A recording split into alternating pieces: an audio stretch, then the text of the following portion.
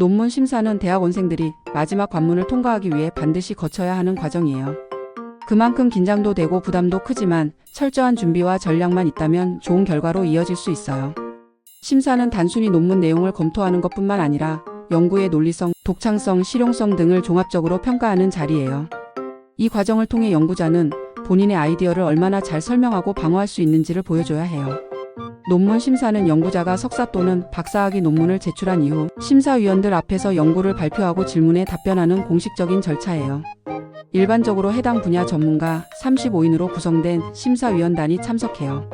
심사는 발표와 질의응답 두 파트로 나눠지고 심사위원들은 논문의 타당성과 학문적 기여도를 평가하게 돼요. 때로는 논리의 비약, 문헌 인용의 부족, 실험 설계의 문제점 등을 지적받기도 해요. 심사는 단순히 지식 테스트가 아니라 연구자로서의 자질을 보여주는 자리예요.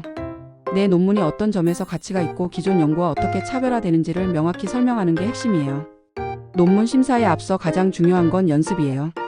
발표 연습은 최소 5번 이상 가능하면 청중 앞에서 실전처럼 해보는 게 좋아요. 시간도 체크하고 질문 받을 만한 포인트도 정리해보세요. 논문의 핵심 내용을 1015분 내에 요약해서 명확히 전달할 수 있도록 발표. 자료 PPT도 깔끔하게 구성해야 해요. 이때 복잡한 그래프나 표보다는 메시지가 분명한 시각 자료가 더 효과적이에요. 심사위원의 전공 분야를 미리 파악하고 그들이 중요하게 여길 만한 부분에 집중해서 준비하는 것도 전략이에요. 예를 들어 이론이 약한 분이라면 실증 분석을 강조하는 식이죠. 발표 자료와 함께 예상 질문 리스트와 그에 대한 모범 답안을 정리해두면 훨씬 더 안정감을 가질 수 있어요. 내가 생각했을 때 이런 철저한 준비가 불안을 줄이고 자신감을 주는데 큰 도움이 됐어요. 또한 연구의 한계와 향후 연구 방향에 대한 자기인식도 중요하게 평가돼요. 너무 방어적으로만 대응하거나 한계점을 숨기려 하면 오히려 더 큰 지적을 받을 수 있어요. 발표는 자신감 있게 명확한 톤으로 천천히 이야기하는 게 중요해요. 너무 빠르게 말하면 청중이 이해하기 어렵고 자신감 없어 보일 수 있어요. 목소리 톤도 단조롭지 않게 조절해야 해요. 첫 문장은 주목을 끌 수 있어야 해요. 예를 들면 이 연구는 기존의 어떤 틀을 깨고 새 패러다임을 제시합니다. 같은 한 문장으로 연구의 방향을 보여줘야 해요. 슬라이드마다 핵심 키워드 23개만 언급하면서 시선을 유도하는 것도 좋아요. 글자가 너무 많으면 시선이 분산되고 집중이 안 돼요. 그래프 설명도 포인트 중심으로 간결하게 말하는 게 포인트예요. 질문 시간에는 절대 당황하지 말고 질문을 들은 후 12초 생각하고 답해도 돼요. 오히려 차분하게 접근하면 신뢰도가 올라가요. 모를 땐 솔직하게 말하고 연구의 한계로 연결하면 괜찮아요. 논문 심사에서는 특정한 패턴의 질문이 반복해서 등장해요. 그래서 그 유형을 미리 알고 대비하면 훨씬 안정적으로 대응할 수 있어요. 가장 흔한 질문은 왜 이 주제를 선택했는가?에 대한 배경 설명이에요. 다음으로 자주 나오는 건 연구 방법론에 대한 질문이에요.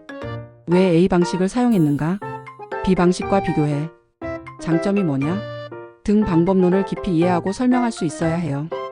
또한 통계나 실험 결과에 대한 해석을 검증하려는 질문도 있어요. 이 수치의 신뢰 구간은? 이 표의 결과는 어떤 의미인가요? 같은 질문이 대표적이에요. 숫자와 결과에 대한 해석 능력도 중요해요. 마지막으로 향후 연구 방향이나 사회적 기여도에 대한 질문도 빠지지 않아요. 이 연구가 실제 산업에 어떻게 적용될 수 있나? 와. 같은 질문에는 현실성 있게 대답해야 신뢰를 얻을 수 있어요. 질문에 대한 답변은 단순한 설명보다 논리 구조가 중요해요. 문제의식 접근법 결과 의의 순으로 말하면 설득력이 있어요. 실제 예시를 통해 살펴볼게요. Q. 왜 이 연구 주제를 선택하셨나요? A. 기존 연구에서는 어와 B 사이의 관계를 규명했지만 C라는 변수를 고려한 연구는 드물었어요. 저는 이 틈을 메우기 위해 이 주제를 설정했고 이를 통해 실무적으로도 기여할 수 있다고 봤어요. Q. 연구 결과는 통계적으로 유의미한가요?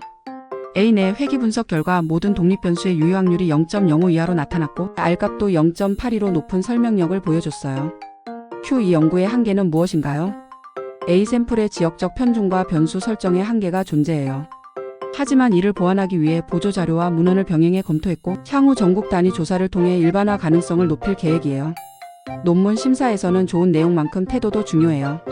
말투가 지나치게 자신만만하거나 질문에 성의 없이 대답하는 태도는 역효과를 줄 수 있어요. 겸손하지만 확신 있는 톤이 가장 좋아요.